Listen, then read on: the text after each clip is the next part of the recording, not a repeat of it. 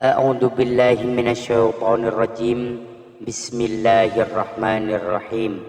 Assalamualaikum warahmatullahi wabarakatuh. Syukur alhamdulillah kita masih berjumpa lagi di channel ini. Salawat dan salam selalu dan tetap tercurahkan kepada junjungan kita baginda agung Nabi besar Muhammad sallallahu alaihi wasallam. Allahumma sholli ala sayyidina Muhammad wa ala ali sayyidina Muhammad. Harapan dan doa saya semoga saudaraku semuanya selalu diberikan kesehatan, dilancarkan rezekinya, diampuni segala dosa-dosanya, dan dipanjangkan umurnya. Amin, amin ya rabbal alamin. Sahabat beriman yang dirahmati Allah, dalam ajaran Islam, sebagai seorang muslim tentu sudah diajarkan untuk melakukan hal-hal yang diperintahkan dan menjauhi larangan Allah Subhanahu wa ta'ala. Untuk itu kita juga diajarkan untuk melakukan sesuatu dengan baik dan benar. Dalam melakukan hal yang baik dan benar, agama Islam mengajarkan kita semua, salah satunya tata cara mandi junub atau mandi wajib dengan benar. Cara mandi wajib adalah mandi yang dilakukan untuk menghilangkan hadas-hadas besar. Ada sebab-sebab yang mengharuskan kita untuk melakukan mandi wajib, seperti selesai menstruasi, usai berhubungan seksual, mengeluarkan air mani, melahirkan, dan orang yang meninggal. Mereka yang melakukan mandi wajib haruslah dilakukan secara benar. Kewajiban ini memang harus dilakukan ketika hendak menjalankan ibadah yang mewajibkan diri dalam keadaan suci. Allah Subhanahu wa ta'ala juga memerintahkan umat muslim untuk melakukan mandi wajib dalam keadaan junub. Allah Subhanahu wa ta'ala berfirman, "Hai orang-orang yang beriman, janganlah kamu sholat sedang kamu dalam keadaan mabuk, sehingga kamu tidak mengerti apa yang kamu ucapkan.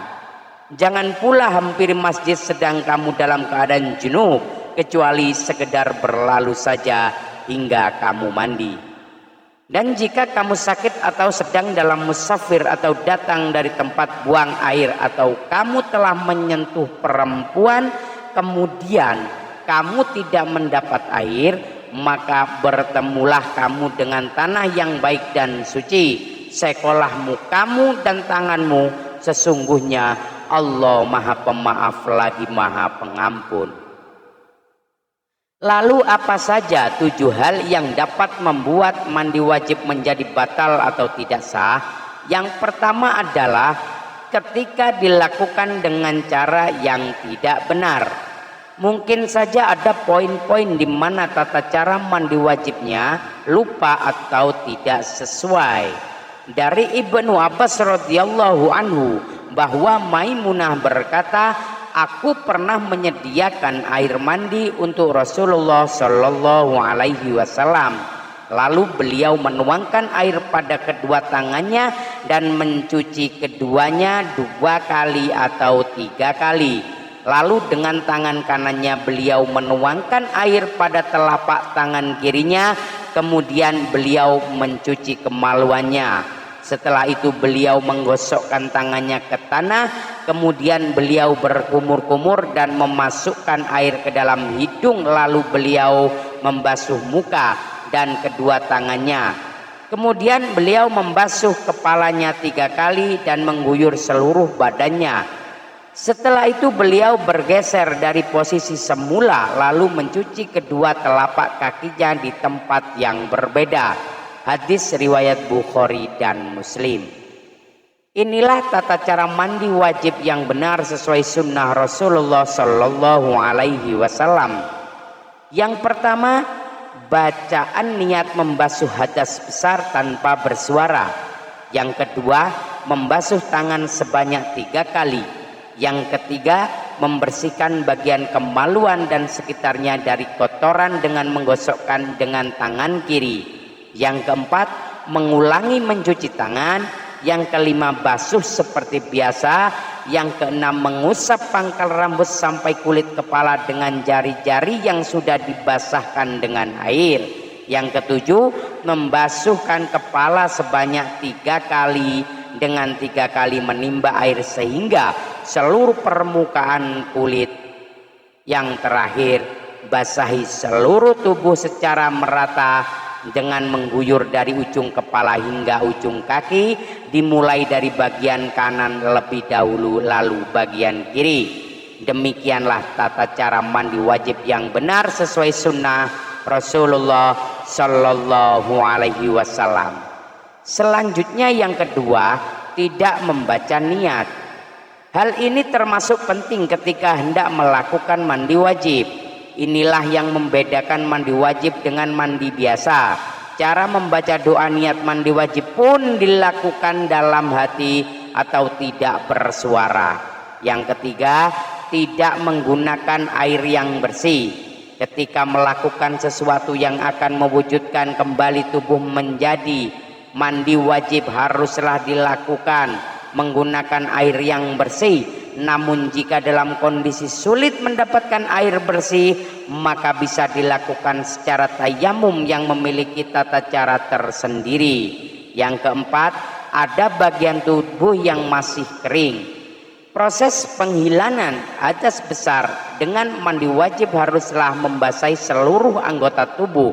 Begitulah salah satu hal yang wajib dilakukan terkait tata cara mandi junub. Kewajiban membasahi seluruh tubuh termasuk bagian-bagian yang tersembunyi seperti lubang hidung dan mulut bisa dilakukan lewat berkumur-kumur atau menghisap air ke hidung dan segera melenggang keluar dahulu. Jika Rasulullah Shallallahu Alaihi Wasallam hendak mandi janabah atau junub, beliau membasuh kedua tangannya, kemudian menuangkan air dari tangan kanan ke tangan kirinya, lalu membasuh kemaluannya, lantas berwudu sebagaimana wudu untuk sholat. Lalu beliau mengambil air dan memasukkan jari jemarinya ke pangkal rambut hingga beliau menganggap telah cukup. Boleh tuangkan ke atas kepalanya sebanyak 3 kali tuangan. Setelah itu beliau guyur seluruh badannya. Kemudian beliau basuh kedua kakinya. Hadis riwayat Al-Bukhari dan Muslim. Yang kelima adalah rambut dalam keadaan tidak terurai. Bagi seorang perempuan atau laki-laki yang memiliki rambut panjang, ada baiknya untuk tidak mengikat rambutnya saat melakukan mandi wajib, sebab bisa saja air tidak masuk hingga ke sela-sela rambut sehingga mandi wajib akan tidak sah. Yang keenam adalah masih terdapat kotoran di dalam kuku. Anda perlu tahu bahwa kotoran yang ada di dalam kuku bisa menghalangi air sampai ke badan, khususnya pada bagian bawah kuku. Jadi ada baiknya sebelum melakukan mandi wajib membersihkan dulu kotoran tersebut. Ini juga berlaku dalam kondisi kuku yang mengenakan kutek kecuali perwarna kuku alami. Yang ketujuh adalah tidak sesuai urutan. Dalam melakukan mandi wajib dapat membatalkan mandi wajib itu sendiri. Di dalam melakukan mandi wajib ada juga perlu memperhatikan rukun mandi wajib. Yang pertama, membaca niat di dalam hati atau tidak bersuara. Yang kedua, menghilangkan kotoran dan najis pada badan. Yang ketiga, membasahi seluruh anggota tubuh termasuk semua lipatan badan. Namun jika sudah memenuhi ketiga rukun mandi wajib tersebut, maka mandi wajib Anda dianggap sah. Demikianlah 7 hal yang dapat mandi wajib menjadi batal atau tidak sah. Sahabat beriman yang dirahmati Allah, marilah kita senantiasa untuk mengetahui 7 hal ini dan membagikan video ini ke kerabat lainnya agar mereka mengetahui apa yang telah kita ketahui. Dengan mengetahui 7 hal ini, semoga mandi wajib kita semua menjadi sah. Wallahu a'lam bishawab. Demikian yang dapat saya bagikan. Semoga bermanfaat untuk kita semuanya. Mohon maaf atas segala kekurangan. Usikum wa nafsi bitaqwallah. Assalamualaikum warahmatullahi wabarakatuh.